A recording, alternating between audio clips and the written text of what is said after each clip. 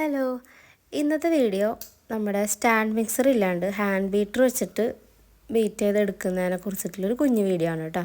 അപ്പോൾ ഇത് നമ്മുടെ തുടക്കക്കാർക്ക് വേണ്ടിയിട്ടുള്ള വീഡിയോ ആണ്.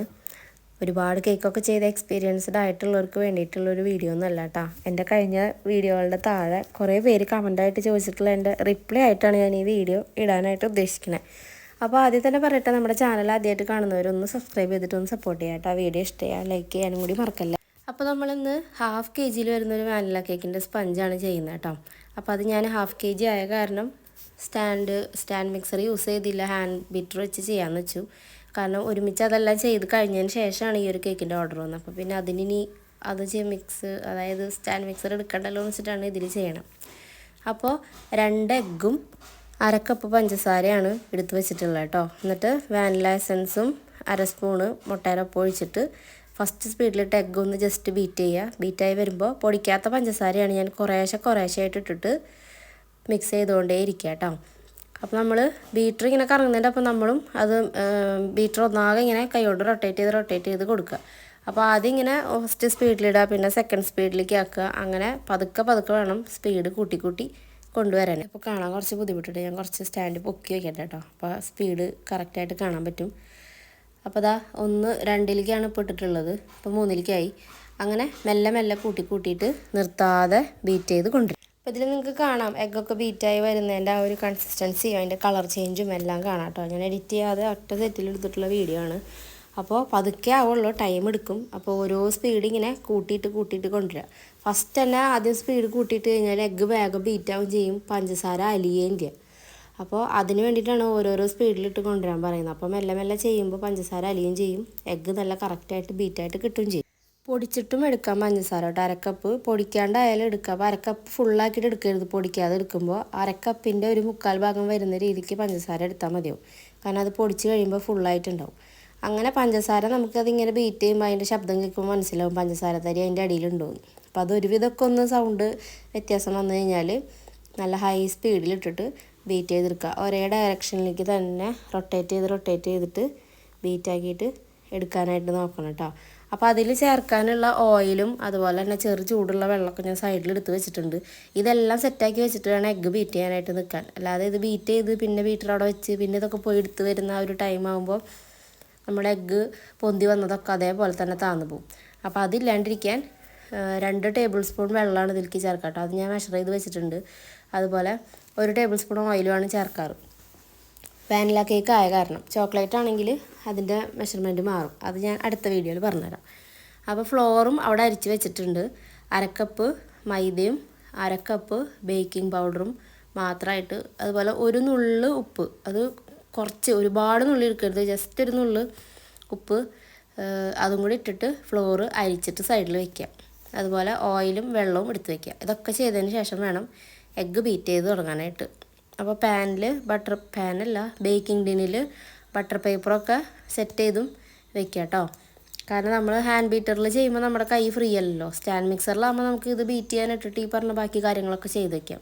അപ്പോൾ ഇത് ആദ്യമായിട്ട് ചെയ്യുന്നവർ എന്തായാലും ഹാൻഡ് ബീറ്റർ ആവുമല്ലോ യൂസ് ചെയ്യുക. അപ്പോൾ അവർക്ക് വേണ്ടിയിട്ടാണ് ഇതൊക്കെ പറയുന്നത്. അപ്പോൾ ഇതൊക്കെ ശ്രദ്ധിച്ച് അടുത്ത് വെച്ചതിന് ശേഷം എഗ്ഗ് ബീറ്റ് ചെയ്യുക കേട്ടോ.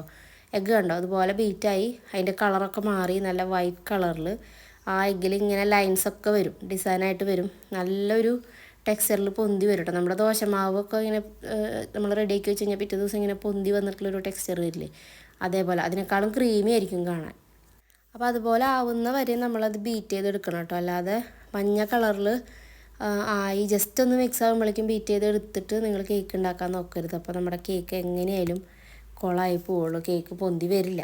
എഗ്ഗ് നന്നായി ബീറ്റ് ആയാലാണ് അതിൻ്റെ വ്യത്യാസം നമ്മുടെ കേക്ക് സ്പഞ്ചിലും കാണാൻ പറ്റും. എഗ്ഗ് ബീറ്റ് ആവാതെ അടിയിലൊക്കെ ഇങ്ങനെ എഗ്ഗ് കിടക്കുന്ന പോലെ ആണ് ചെയ്തെടുക്കുന്നതെങ്കിൽ കേക്കിൻ്റെ അടിഭാഗം ഇതുപോലെ കല്ലച്ച് കിടക്കുന്നതായിട്ടൊക്കെ വരുന്ന പ്രശ്നങ്ങൾ ഇതുകൊണ്ടാണ് കേട്ടോ.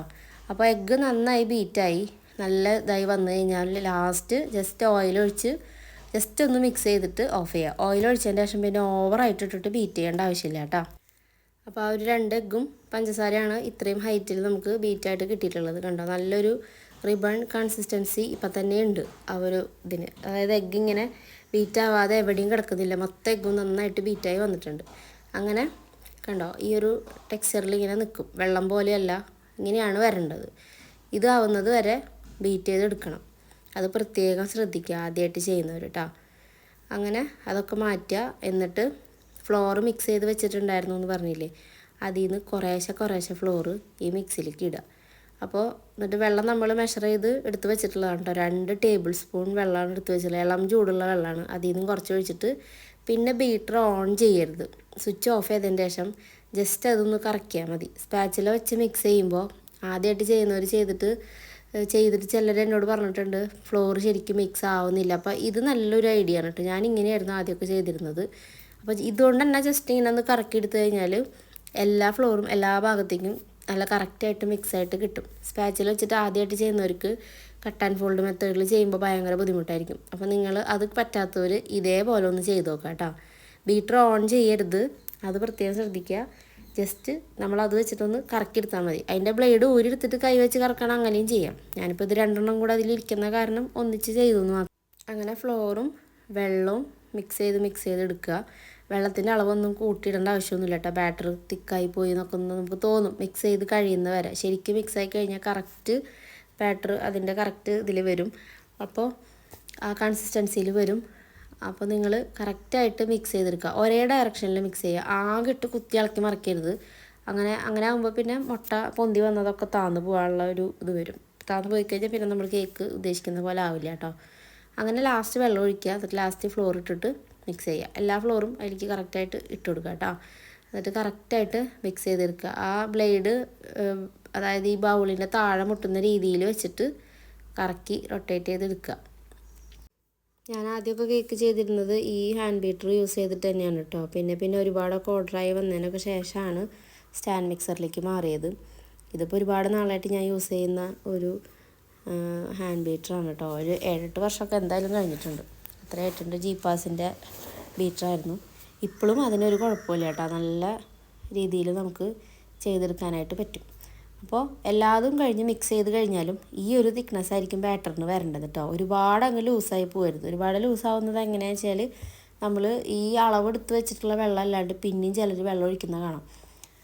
ശരിയായിട്ടുണ്ടാവുമോ, ഭയങ്കര കട്ടിയായാലോ എന്ന് വിചാരിച്ചിട്ട്. പക്ഷേ മിക്സ് ചെയ്ത് കഴിയുമ്പോൾ ഇങ്ങനെ അത് കറക്റ്റായിട്ട് കിട്ടും. അപ്പോൾ വെള്ളമൊന്നും കൂടുതൽ ഒഴിച്ച് മിക്സ് ചെയ്ത് ബാറ്ററിനെ നശിപ്പിക്കരുത്. അപ്പോൾ ഇതേപോലെ തന്നെ ചെയ്തെടുക്കുക. എന്നിട്ട് ലാസ്റ്റ് സ്പാച്ചില വെച്ചിട്ട് സൈഡിലുള്ളതൊക്കെ അതിലേക്ക് കറക്റ്റായിട്ട് വടിച്ചിട്ടിട്ട് അടിയിൽ നിന്നൊന്ന് മിക്സ് ചെയ്ത് നോക്കുക കേട്ടോ. എന്തെങ്കിലും മിക്സ് ആവാതെ കിടക്കുന്നുണ്ടോ എന്ന്. പക്ഷെ ഒന്നുമില്ല, എല്ലാം നല്ല കറക്റ്റായിട്ട് മിക്സായിട്ട് കിട്ടിയിട്ടുണ്ട് കേട്ടോ. ഈ ഒരു കൺസിസ്റ്റൻസി ബാറ്ററിന് വരാനായിട്ട് ശ്രദ്ധിക്കുക. എന്നിട്ട് കേക്ക് ഉണ്ടാക്കി നോക്കിയേ, അടിപൊളിയായിട്ട് കേക്ക് കിട്ടുകയും ചെയ്യും. പിന്നെ സ്പാച്ചില വെച്ച് ചെയ്യുമ്പോൾ ഒരുപാട് അങ്ങോട്ട് ഇളക്കി മറിക്കരുത് കേട്ടോ. ജസ്റ്റ് സൈഡിൽ നിന്നൊക്കെ ഒന്ന് മിക്സ് ചെയ്തെടുക്കുക. എന്നിട്ടൊന്ന് ചെറുതായിട്ടൊന്ന് മിക്സ് ചെയ്യാൻ മാത്രമേ ഉള്ളൂ. അങ്ങനെ ബേക്കിംഗ് ടിന്നൊക്കെ റെഡിയാക്കി വയ്ക്കുക, അതിലേക്ക് ഒഴിക്കുക കേട്ടോ. ഇതിപ്പോൾ ഞാൻ ഓൾറെഡി ബേക്ക് ചെയ്തുകൊണ്ടിരിക്കുകയാണ്.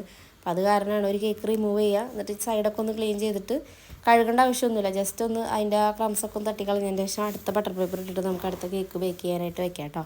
ഇതിപ്പോൾ ഓവനിലല്ല ചെയ്യുന്നത്, ഗ്യാസ് സ്റ്റോപ്പിലാണ്.